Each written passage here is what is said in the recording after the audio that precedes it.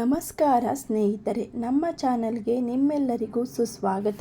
2026ರಲ್ಲಿ ಬರುವ ಅತ್ಯಂತ ಪವಿತ್ರವಾದ ಅಧಿಕ ಜ್ಯೇಷ್ಠ ಮಾಸ ಅಂದರೆ ಪುರುಷೋತ್ತಮ ಮಾಸ. ಇದರ ಬಗ್ಗೆ ಇಂದಿನ ವಿಡಿಯೋದಲ್ಲಿ ಸಂಪೂರ್ಣ ಮಾಹಿತಿಯನ್ನು ತಿಳಿದುಕೊಳ್ಳೋಣ. ಈ ಮಾಸವು ಏಕೆ ಬರುತ್ತದೆ, ಈ ಸಮಯದಲ್ಲಿ ಯಾವ ಪೂಜೆ ಮಾಡಬೇಕು, ಯಾವ ದಾನ ಮಾಡಿದರೆ ಅಪಾರ ಪುಣ್ಯ ಸಿಗುತ್ತದೆ, ಈ ಮಾಸದಲ್ಲಿ ಯಾವ ಕೆಲಸಗಳನ್ನು ತಪ್ಪಿಸಬೇಕು ಮತ್ತು ಈ ಮಾಸದಲ್ಲಿ ವಿಷ್ಣು ಆರಾಧನೆಗೆ ಏಕೆ ಇಷ್ಟು ಮಹತ್ವ, ಈ ಎಲ್ಲ ವಿಷಯವನ್ನು ಸಂಪೂರ್ಣವಾಗಿ ತಿಳಿದುಕೊಳ್ಳೋಣ. ಕೊನೆಯವರೆಗೂ ಈ ವಿಡಿಯೋವನ್ನು ನೋಡಿ ಸ್ನೇಹಿತರೆ. ಅಧಿಕ ಮಾಸ ಎಂದರೆ ಇಂದು ಚಂದ್ರಮಾನ ಮತ್ತು ಸೌರಮಾನ ಕ್ಯಾಲೆಂಡರ್ಗಳ ನಡುವಿನ ದಿನಗಳ ಅಂತರವನ್ನು ಸರಿದೂಗಿಸಲು ಪ್ರತಿ 3 ವರ್ಷಗಳಿಗೊಮ್ಮೆ ಬರುವ ಹೆಚ್ಚುವರಿ ತಿಂಗಳನ್ನು ಅಧಿಕ ಮಾಸ ಅಥವಾ ಪುರುಷೋತ್ತಮ ಮಾಸ ಎನ್ನಲಾಗುತ್ತದೆ. ಈ ಸಮಯದಲ್ಲಿ ಮಾಡುವ ಪೂಜೆ, ವ್ರತ ಮತ್ತು ದಾನಗಳಿಂದ ಅಪಾರ ಪುಣ್ಯ ಲಭಿಸುತ್ತದೆ. ಅಧಿಕ ಮಾಸದ ಮಹತ್ವ, ಆಚರಣೆ ಮತ್ತು ಪಾಲಿಸಬೇಕಾದ ನಿಯಮಗಳನ್ನು ತಿಳಿಯೋಣ. ಅಧಿಕ ಮಾಸದಲ್ಲಿ ಮಾಡಲೇಬೇಕಾದ ಪೂಜೆ ಮತ್ತು ಆಚರಣೆಗಳು. ವಿಷ್ಣು ಪೂಜೆ. ಅಧಿಕ ಮಾಸವು ಸಾಕ್ಷಾತ್ ಭಗವಾನ್ ವಿಷ್ಣುವಿಗೆ ಪುರುಷೋತ್ತಮ ಸಮರ್ಪಿತವಾಗಿದೆ. ಈ ಮಾಸದಲ್ಲಿ ಪ್ರತಿದಿನ ಬೆಳಿಗ್ಗೆ ಬೇಗ ಎದ್ದು ಸ್ನಾನ ಮುಗಿಸಿ ವಿಷ್ಣು ಸಹಸ್ರನಾಮ ಪಠಿಸುವುದು ಮತ್ತು ಸತ್ಯನಾರಾಯಣ ಸ್ವಾಮಿ ವ್ರತ ಅಥವಾ ಕಥೆ ಮಾಡಿಸುವುದು ಅತ್ಯಂತ ಶ್ರೇಷ್ಠ. ದೀಪದಾನ. ಈ ತಿಂಗಳಲ್ಲಿ ಸಂಜೆ ವೇಳೆ ತುಪ್ಪದ ದೀಪವನ್ನು ದೇವರ ಮನೆಯಲ್ಲಿ ಅಥವಾ ಹತ್ತಿರದ ದೇವಾಲಯಗಳಲ್ಲಿ ಬೆಳಗಿಸುವುದರಿಂದ ಲಕ್ಷ್ಮೀ ಕಟಾಕ್ಷ ಮತ್ತು ಸಂಪತ್ತು ವೃದ್ಧಿಯಾಗುತ್ತದೆ. ಅಷ್ಟೇ ಅಲ್ಲದೆ ಜೊತೆಗೆ ಮಂತ್ರ ಜಪ, ಓಂ ನಮೋ ನಾರಾಯಣ ಅಥವಾ ಶ್ರೀಕೃಷ್ಣನ ಮಂತ್ರಗಳನ್ನು ಸಾಧ್ಯವಾದಷ್ಟು ಪಠಿಸಬೇಕು. ಅಷ್ಟೇ ಅಲ್ಲದೆ ಅಧಿಕ ಮಾಸದಲ್ಲಿ ಯಾವ ದಾನ ಮಾಡಿದರೆ ಅಪಾರ ಪುಣ್ಯ ಸಿಗುತ್ತದೆ ಎಂದು ತಿಳಿದುಕೊಳ್ಳೋಣ ಸ್ನೇಹಿತರೆ. ಅಧಿಕ ಮಾಸದಲ್ಲಿ ಮಾಡುವ ದಾನಕ್ಕೆ ವಿಶೇಷ ಫಲವಿದೆ. ಅವುಗಳು ಯಾವುವೆಂದರೆ ಅನ್ನದಾನ, ಬಡವರಿಗೆ ಅಥವಾ ಗೋಶಾಲೆಗಳಿಗೆ ಆಹಾರ, ಧಾನ್ಯ, ತರಕಾರಿಗಳನ್ನು ದಾನ ಮಾಡುವುದು ತುಂಬಾ ಒಳ್ಳೆಯದು. ಅಷ್ಟೇ ಅಲ್ಲದೆ ವಸ್ತ್ರದಾನ, ನಿರ್ಗತಿಕರಿಗೆ ಬಟ್ಟೆಗಳನ್ನು ದಾನ ಮಾಡುವುದು ತುಂಬ ಒಳ್ಳೆಯ ಫಲ ನೀಡುತ್ತದೆ.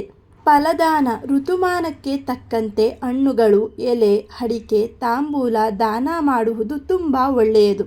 ಜೊತೆಗೆ ದಾನ ಧರ್ಮ, ಗೋವುಗಳಿಗೆ ಮೇವು ನೀಡುವುದು ಮತ್ತು ಅಗತ್ಯವಿರುವವರಿಗೆ ಔಷಧಿಯನ್ನು ಒದಗಿಸುವುದರಿಂದ ಪಾಪಗಳು ನಾಶವಾಗುತ್ತವೆ ಎಂಬ ನಂಬಿಕೆಯೂ ಕೂಡ ಇದೆ. ಅಧಿಕ ಮಾಸದಲ್ಲಿ ತಪ್ಪಿಸಬೇಕಾದ ಕೆಲಸಗಳು.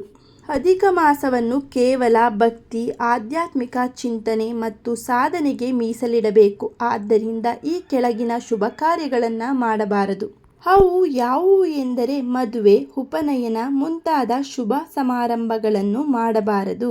ಅಷ್ಟೇ ಅಲ್ಲದೆ ಹೊಸ ಮನೆ ಪ್ರವೇಶ, ಗೃಹ ಪ್ರವೇಶ ಮಾಡುವುದು ಒಳ್ಳೆಯದಲ್ಲ. ಜೊತೆಗೆ ಹೊಸ ಕಾರ್ಯಗಳು ಅಂದರೆ ಹೊಸದಾಗಿ ಭೂಮಿ ಪೂಜೆ ಮಾಡುವುದು, ಕಟ್ಟಡ ನಿರ್ಮಾಣ ಆರಂಭಿಸುವುದು ಅಥವಾ ಹೊಸ ವಾಹನಗಳನ್ನು ಖರೀದಿಸುವುದು ಕೂಡ ಸೂಕ್ತವಾದ ಸಮಯವಲ್ಲ.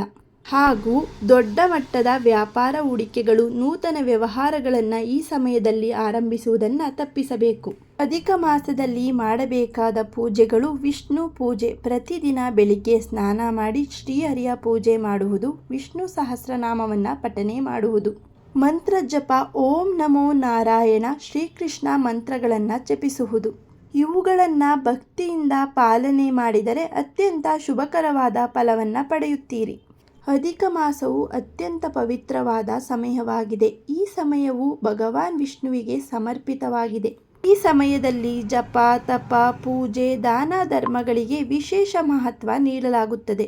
ಸ್ನೇಹಿತರೆ, ಅಧಿಕ ಜ್ಯೇಷ್ಠ ಮಾಸವು ಬರೀ ಹೆಚ್ಚುವರಿ ತಿಂಗಳಲ್ಲ. ಈ ಮಾಸವು ಭಕ್ತಿ, ಪುಣ್ಯ ಮತ್ತು ಆತ್ಮಶುದ್ಧಿಯ ಸಮಯವಾಗಿದೆ. ಈ ಸಮಯದಲ್ಲಿ ದೇವರ ಆರಾಧನೆ ಮಾಡಿದರೆ ಮನಸ್ಸಿಗೆ ಶಾಂತಿ ಸಿಗುತ್ತದೆ ಎಂದು ನಂಬಲಾಗಿದೆ. ನೀವು ಕೂಡ ಈ ಪುರುಷೋತ್ತಮ ಮಾಸವನ್ನು ಭಕ್ತಿಯಿಂದ ಆಚರಿಸಿ. ಈ ಮಾಹಿತಿ ನಿಮಗೆ ಇಷ್ಟವಾಗಿದ್ದರೆ ಈ ವಿಡಿಯೋವನ್ನು ಲೈಕ್ ಮಾಡಿ, ಹಾಗೆ ನಿಮ್ಮ ಫ್ಯಾಮಿಲಿ ಮತ್ತು ಫ್ರೆಂಡ್ಗೆ ಶೇರ್ ಮಾಡಿ. ಇದೇ ರೀತಿಯ ಧಾರ್ಮಿಕ ಮಾಹಿತಿಗಾಗಿ ನಮ್ಮ ಚಾನಲನ್ನು ಸಬ್ಸ್ಕ್ರೈಬ್ ಮಾಡಿಕೊಳ್ಳಿ. ನನ್ನ ವಿಡಿಯೋವನ್ನು ನೋಡಿದ ಎಲ್ಲರಿಗೂ ಕೂಡ ಧನ್ಯವಾದಗಳು.